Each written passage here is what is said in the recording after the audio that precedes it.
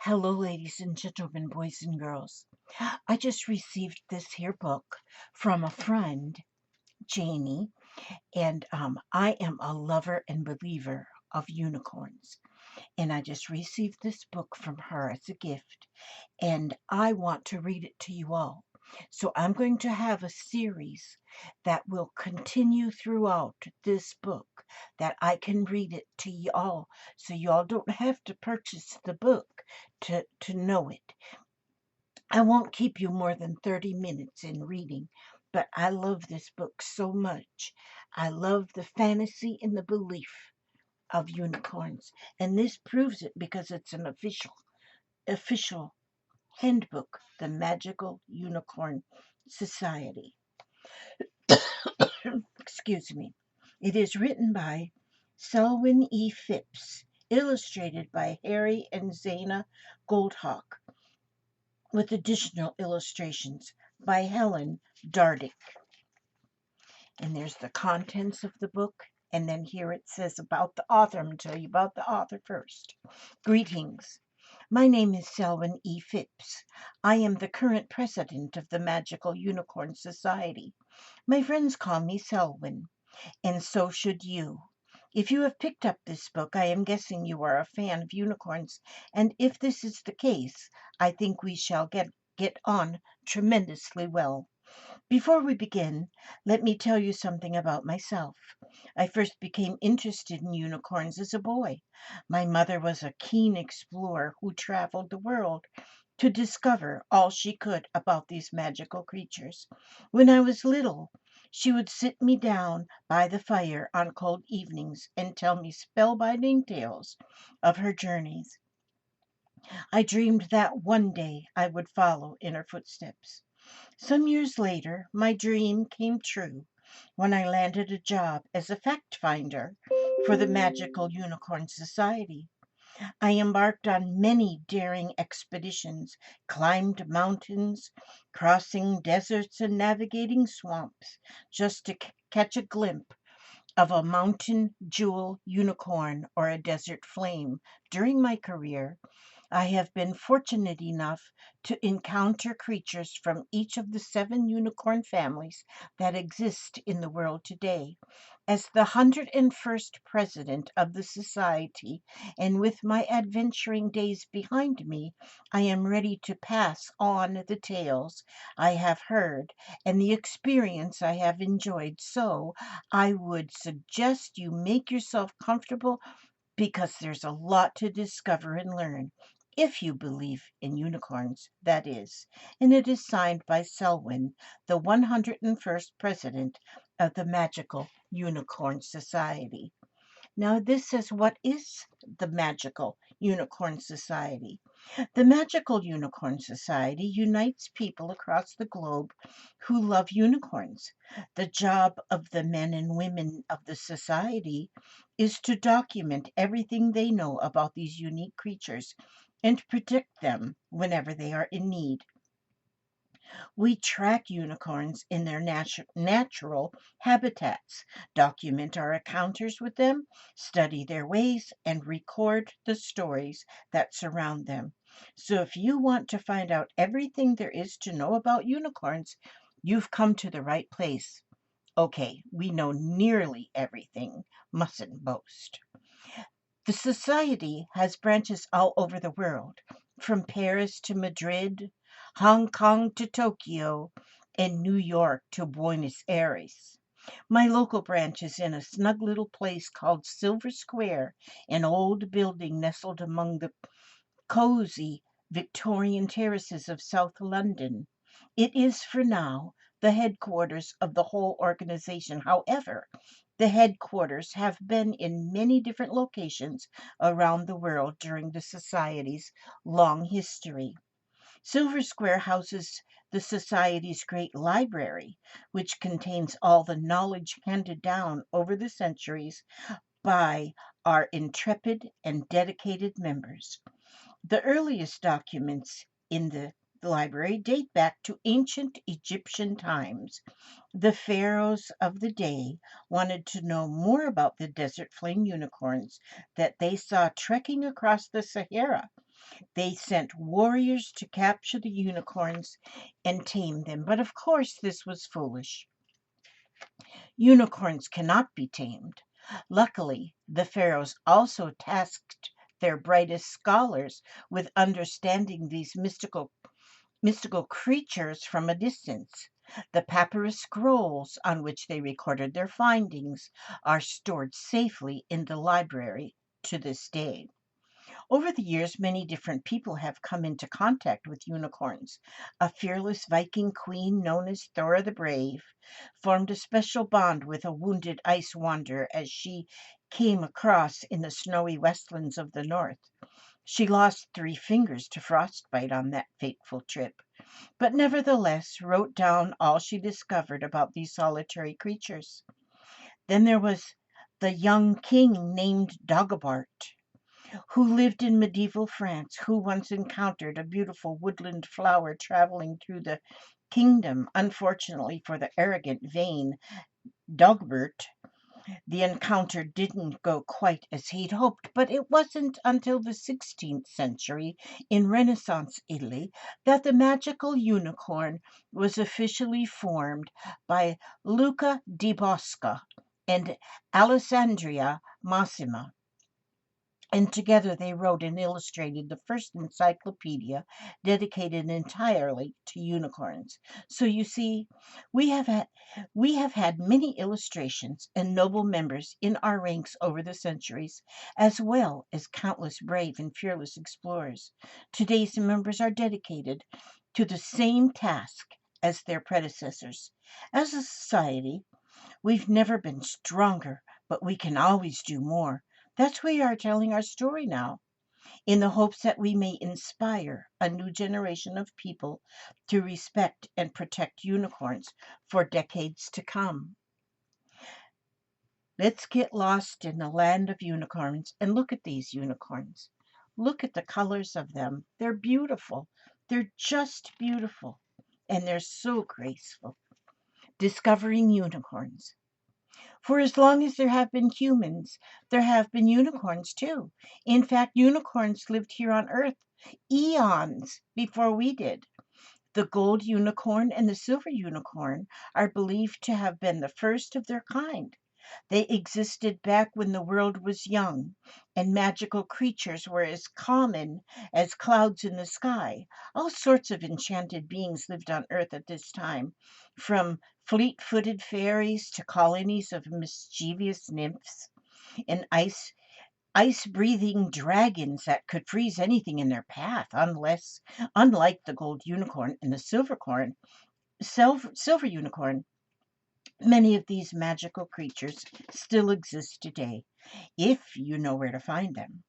When humans appeared, they came into contact with unicorns. At first, they lived in harmony together. However, things changed as people spread across the earth, increasing the number and gaining powers of different kind.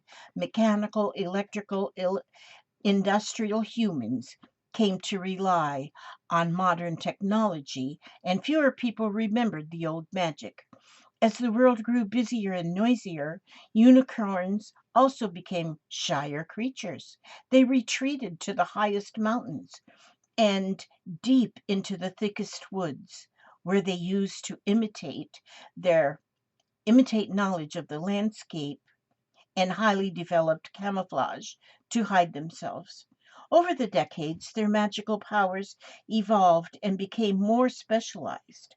Some unicorns have manes that can make them invisible at will.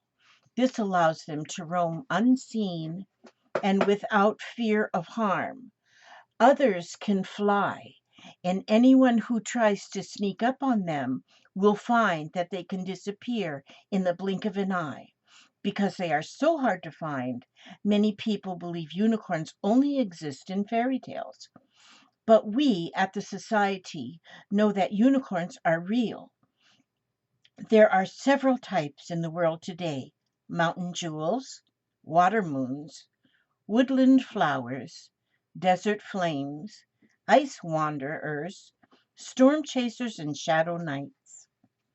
On the following pages, you will find a map of where in the world They have been. And here is the map, and it'll show you that there's mountain jewels. They're shown in pink. There is woodland flowers, and those are over here and over here in these areas of the world. There is desert flames, which we see them in like the desert areas. And there are storm chasers, which the storm chasers, Oh, they sung that up in Georgia. the storm chasers, okay, are here. Okay, looks like they're like in Mexico. And then water moons. The water moons are down here, are some water moons, and here's some water moons here too. And the ice wanderers are way up here where it's very icy. And then there's shadow knights, and they are everywhere. I see them everywhere in the whole world. And so I'm going to read you now the myth of the gold unicorn and the silver unicorn. The first ever unicorns existed so far back in time that the Magical Unicorn Society has to rely on tales told around campfires by the earliest nomadic humans for any information about them. There have been many different stories since, but one thing that remains constant is the first two unicorns in the world were beautiful gold and stunning silver. The stories always begin in the distant, misty past, beside a magical river in the heart of the Himalayas. So many magical beings had sprung from this river that the surrounding hills were crowded with creatures of all shapes and sizes. There were double-winged birds that could fly to the edge of the atmosphere, and luminous moths that lit up the night like exploding stars. Not all the magical beings were beautiful or good. The cruelest creatures uh, of all were the winter dragons. These beasts were 10 meters long, with huge sail like wings. They were covered in shiny ice blue scales, had eyes like sapphires, and tails like metal whips. They lived in caves deep within the mountains, only emerging to hunt. Unlike other dragons, the winter dragons didn't breathe fire, but an icy inferno that froze their victims to the spot. The dragons could easily snatch up their defenseless prey and devour in one gulp.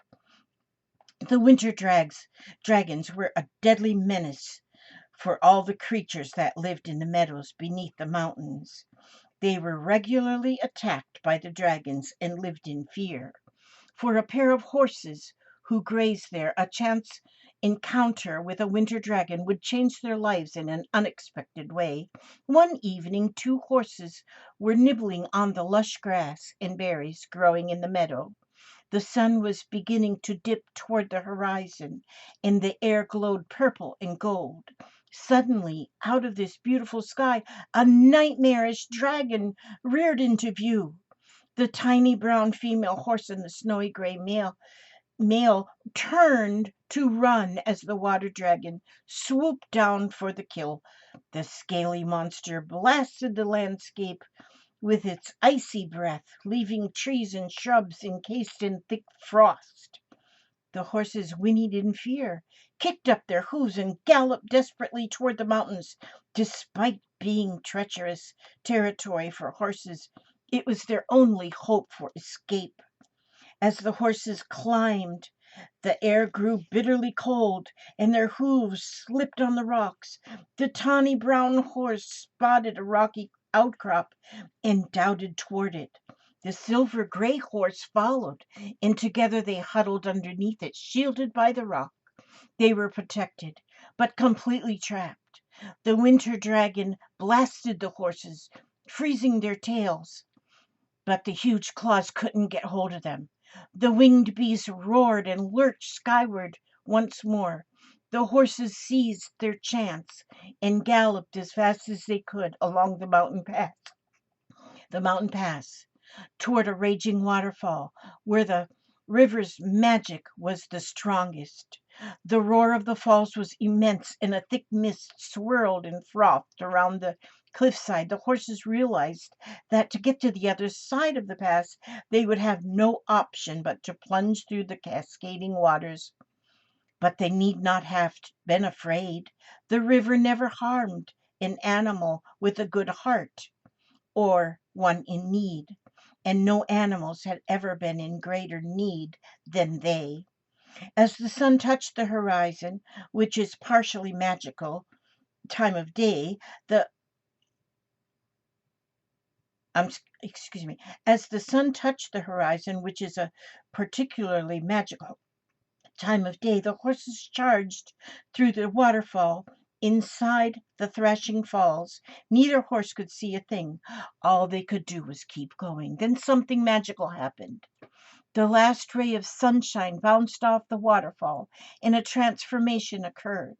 When they stepped out the other side, there was no longer horses, they were unicorns. The tawny brown horse had become golden from head to tail. Its new horns shone as brightly as the sun. The white gray horse became silver, with a dazzling coat like the reflected moon and a pale silver horn. They had grown bigger and stronger, and they were about to find out they had amazing special powers. But the unicorns did not have time to reflect on their change because the winter dragon was upon them. As they rushed away from the magical waterfall and onto the snowy mountain ledge, the dragon attacked. When its ghastly jaws were just a hair's breadth from their necks, the silver unicorn stamped its hoof on the ground. In an instant, the silver of its coat grew even brighter, blinding the dragon. Then the golden unicorn stamped its hoof, and a huge wall of snow surged down the mountain. The avalanche battered into the side of the dragon, sweeping it off the mountainside and into the abyss below. The two new unicorns were stunned, but discovered they still had more magical power. They were able to move sure-footedly at great speed across the mountainside and could make themselves invisible at will. Gone were the days of fearing the winter dragons. Over the coming days, their magic grew until the unicorns gained complete control of their powers. They became confident enough to leave the enchanted plains and wander the earth. Each time they found a suitable location, they would bow their heads and touch the ground with their horns. In an instant, a new family of unicorns would spring from the spot. A family of unicorns is called a blessing, and each new blessing they created was wonderfully unique. In this way, the seven families of unicorns arrived and established themselves in lands stretching from the icy north to the sweltering desert sands. And here it gives you an overview of the lore of the golden unicorn and the silver unicorn. Their unique quality is the gold unicorn and the silver unicorn were the first unicorns to appear in a time when the earth was full of magic. Their horns, one had a horn of glistening gold and the other of pale silver. Their appearance. The unicorns had sleek, short haired coats and manes woven with delicate strands of gold and silver. Their habitat. They lived in lush valleys in the shadow of tall mountains. Magic. Their magic powers were invisibility, ability to produce shock waves and light, speed, power to bring new unicorns into the world, and their wisdom was the gold unicorn and the silver unicorn represent new life. That is what I'm going to read today. And when I read again, my next read, I will tell you about unicorn food because there is a lot of unicorn food here that I have to explain to you. So I'm going to save this now. I'm going to save this. And I'm going to continue the book, but I'll continue it later so you can read or listen to it in just short spurts. And this isn't like my normal crafting videos. This is going to be a series of the Magical Unicorn Society to teach others about the magic of the unicorn. Now, I have below my video, there are some things about what I do, my craftings and my different things, but there's also a link to my affiliate link to Amazon. And on that affiliate link on Amazon, you can see where you can purchase this book through Amazon.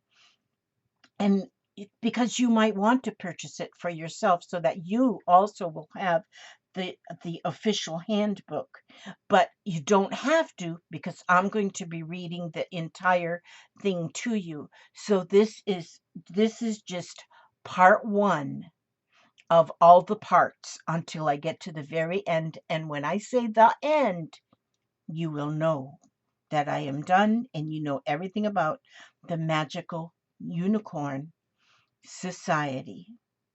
So with that, I say thank you very much for watching, for listening to this story. I look forward to my next chapter, and I look forward to seeing all of you back again. And I want to wish that God watches over you in every step you take, every move you make, and I will see you in the next chapter. God bless.